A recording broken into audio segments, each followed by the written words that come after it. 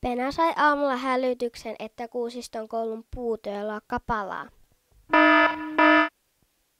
Pena ottaa heti mopon ja lähtee ajamaan kohti Kuusiston koulua. Kaikki oli jo ulkona, kun Pena ilmestyi paikalle. Pena rikkoi ikkunan ja otti letkun ja suihkutti vettä rikkinäisestä ikkunasta sisään.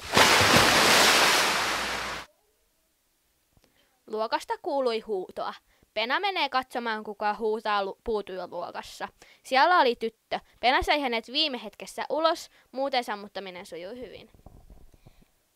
Pena meni sanomaan koululle, että puutyöluokka on sammutettu. Kaikki huutavat.